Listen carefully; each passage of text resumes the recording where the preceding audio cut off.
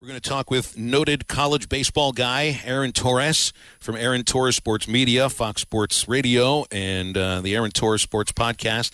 I was on AT's podcast that was released yesterday, and I think we've put it out again today, so I'm sure this is breaking all sorts of record for your downloads, Aaron. You got so many college baseball fans. What are you in, the tens of thousands of downloads now?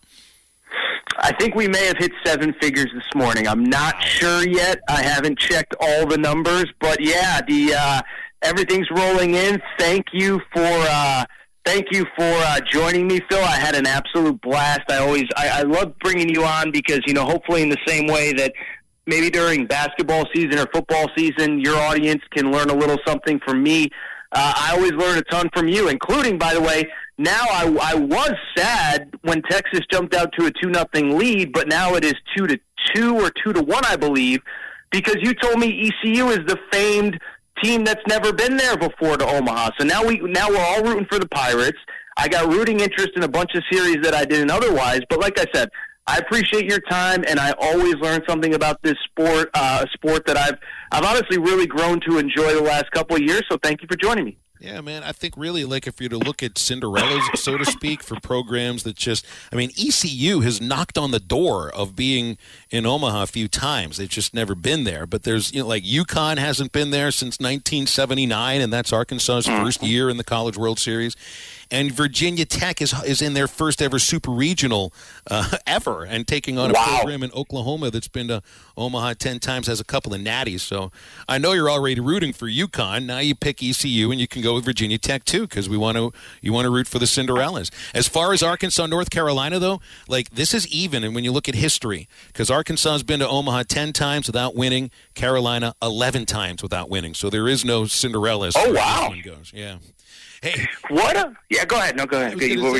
When we landed yesterday, AT, I'm on the team flight, so we go into one of these FBO, this flight business organizations, to get our rental cars.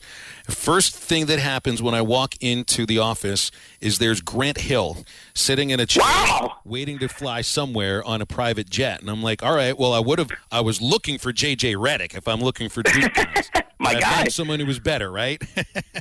For sure. That's incredible. I mean, obviously, and there's obviously I don't know how many of the Arkansas baseball players know the history, but I know the history between Grant Hill and the Hogs. So the Hogs ended his career. That's right. So that's right. And that's crazy. I'm wearing my Arkansas stuff, and I shake his hand. I'm like, nice to meet you, Grant Hill. My name's Phil, and I'm with Arkansas Baseball. And I said, we're playing North Carolina. He says, hope you beat him. And I didn't ask him anything about his comments from when Arkansas played in the college basketball tournament, because I know he was asked about that quite a bit.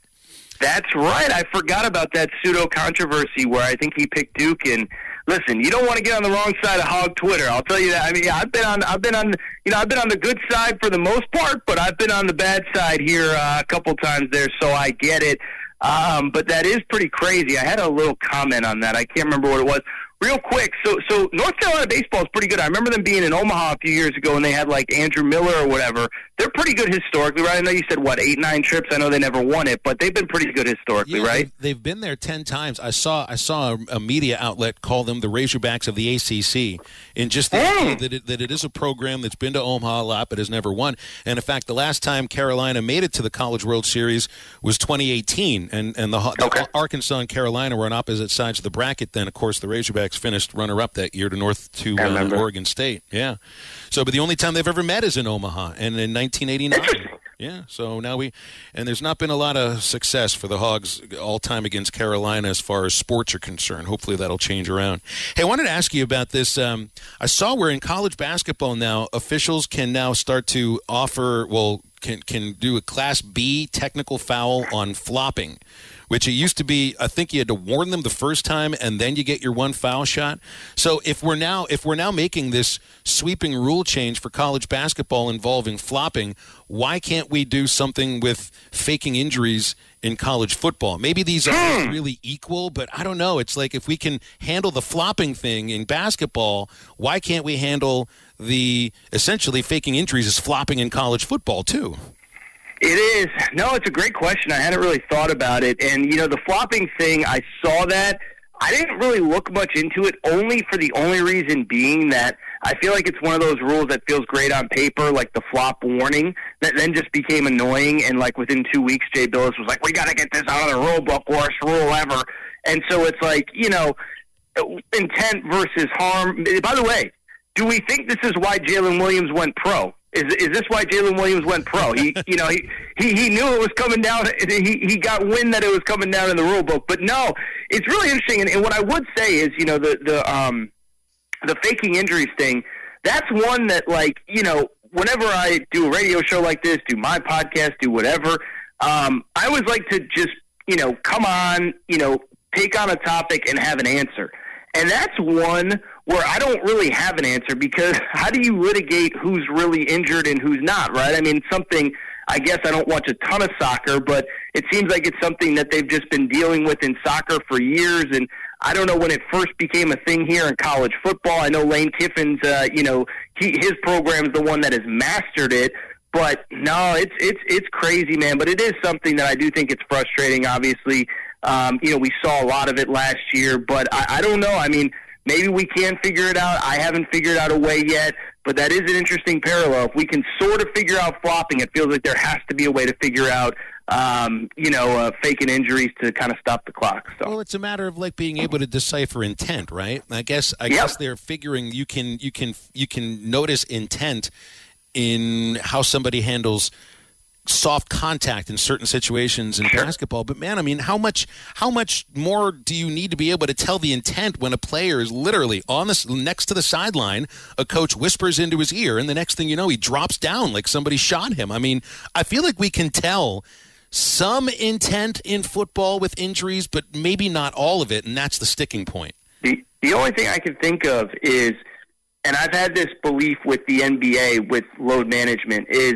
if I've always said with load management, if you want to take off one game, it should almost be like the 15-day DL in baseball, where if you deem yourself not healthy enough to play, then you're out for an extended period of time. So if the Lakers have a bad game against the Nuggets on Thursday, but they're playing a marquee game against the Warriors on Saturday, if you want to sit out that Thursday game, then you would have to be out for, say, 10 days or whatever. And I do wonder if there's a way you could do that with an injury, where if you have to stop the clock to remove somebody, like you're out for at least a half. Like you can't just go to the sideline, have the doctor look at you for half a second and fake it and then come back in the very next play. That's the only thing I can think of, and I don't know why that can't be a rule, right? Like if an Ole Miss player all of a sudden, is quote-unquote running off the field and collapses like, somebody tackled them from a mile away, why can't they have to sit out the rest of the half just to make sure? I mean, I guess it's like concussion protocol, right? I'm just talking this out on air with you. That makes sense, though, right? You have to miss the rest of the half, can't come back till the second half. Does that make sense, or can't come back for the remainder of the game? I think it does. I think threatening someone's eligibility for the rest of the game would help take care of something like that. It's just going to be a matter of figuring out the intent, or whether you can use replay and how much time that might take. Hey, I don't even know if you need to judge intent. Just say if you're so injured that we have to stop the clock we have to stop the game to get you off the field, then you're out for the rest of the half. It's almost like targeting, right? You get hit with targeting. I guess it's the next half too, but so it's this half, and so it would suck if somebody had a pretty legitimately bad injury that wasn't game ending, say in the fourth quarter. But listen, I mean, every rule has unintended consequences, and I think if we really do want to get that out, I don't think that's the worst thing. Is like just till the end of the half. If you're really hurt, sit out the next whatever it is, 15 to 30 minutes, and come back in the next half. Doesn't seem that complicated to me. Hey, AT, I got an email from Arkansas Baseball just a few minutes ago that Todd Lee has been named director of scouting and assistant to head coach. He was the head coach at South Dakota for the last 4 years, including this season. I think didn't Stanley Amude would have played for him,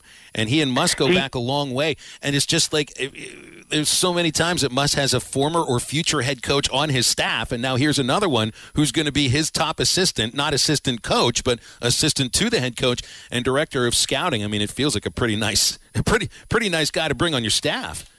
I will tell you a true story, and I haven't told this story, and I don't think I'm breaking any code of ethics here. I don't even know. I don't even know if Todd Lee really knows who I am, but he coached at Grand Canyon under Dan Marley when Dan Marley was the head coach at Grand Canyon. And 2017 Final Four, they use their practice facility for workouts for like individual teams or whatever. So I'm hanging out there. I knew some people on the Grand Canyon staff at the time, blah, blah, blah, and I'm bumping elbows with Todd Lee, and somehow this young up-and-coming coach at Nevada named Eric Musselman comes up in conversation. I don't even think I had met Coach Muss at this point. And somehow we just start talking, and Todd Lee said, yeah, I've known Muss. You know, obviously most people that know him call him Muss. Well, you know, we call him Coach Muss because we're, you know, not his colleagues. But he said, I've known, excuse me, I've known Muss forever, and he's going to kill it. He's going to be a great college coach. And so I never forgot that. I believe it was the next year Todd Lee did get the South Dakota job. They had Stanley Amude. They had a lot of success with Stanley Amude. They never made the NCAA tournament, but they were really good. And then I think, you know, I don't know this for sure, but I think, you know, he probably played a large role in getting Stanley Amude to Arkansas from the perspective of, hey, you have an extra year of eligibility. If you do want to use it somewhere else, you know, I would recommend playing for this guy who coached in the NBA, whatever. So those guys go way back. And then to your point, Phil, right? I mean, this is just another mind that's been around basketball forever. I mean, I don't know his resume off the top of my head, but former head coach, obviously, at the college level. You know, I believe he has some pro background as well. I know for a fact he's known Coach Muss for years. Just another really sharp guy that's going to be in the room. And that's one thing, and I'm sure we've talked about this before, but that I really respect about Coach Muss is that, you know, some guys are intimidated by people that have knowledge or experience or whatever. Coach Muss is the opposite. He wants as many smart people in the room as possible. And I think that speaks a lot to why the program has had success and why he's had success over these last couple of years as a college coach. Yeah, I'm interested. I wonder why he left South Dakota. He was successful. He was 2021 Summit League Coach of the Year. They went 19-12 this year. They were 7 games over 500 in the league and were really strong after a 2-week shutdown because of COVID. I didn't read anything about him getting fired, and yet he's not taking a job as an assistant coach. I mean, it is an interesting get, you know, for someone that was a lot of coaches leave and they're because they weren't successful where they were, but he was successful. Maybe it's trying a move to get into more big time college basketball, kind of like Stanley Amude did.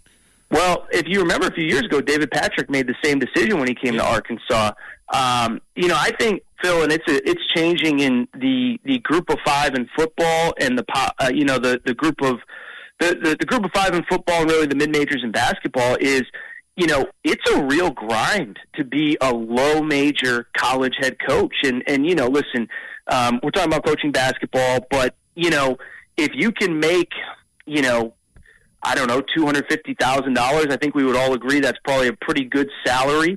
And you can be at a place like Arkansas where you know it's stable, where your coaching staff isn't going anywhere, where whatever, as opposed to being at a low to mid-major where, you know, you got about a 4 or 5 year window to make the NCAA tournament. If not, somebody else is going to move. Somebody else, you know, the AD is going to want to move on from you because, you know, that's how an AD gets another job, right? Is by hiring coaches that make big runs in the tournament. You know, your best players are free agents every year. It's going to be hard to keep them. You know, I think that is something that we're going to see more and more of, where guys, especially Todd Lee's a little bit of an older guy. I think he's probably in his 50s, like Coach Muss. You know, does he want to grind it out? Hope that he finds the right recruits, has the right season, then you could still, by the way, be really good, and your best players leave. And so I think it's a sad reality of where we are in college sports right now.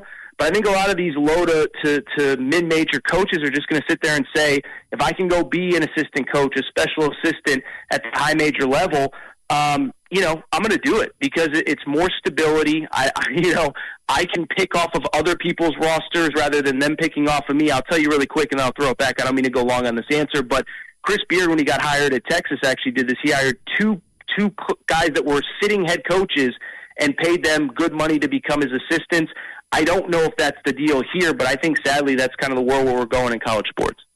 AT, we're up against it, so we'll let it go there. Good luck to UConn this week. Hopefully we're talking Hogs and Huskies next week, man, because that could be a thing. Partners at BetOnline continue to be the #1 source for all your betting needs and sports info. Find all the latest sports developments, including updated odds on the NBA playoffs, fights, and even next season's futures. And don't forget that the MLB is back as well. Who are you picking to win the World Series? BetOnline is your continued source for all your sports wagering needs, including live betting and your favorite Vegas casino and poker games. It's super easy to get started, so head to the website today or use your mobile device to join and use our promo code BELIEVE, that's BLEAV, to receive your 50% welcome bonus on your first deposit. Bet online, where the game starts.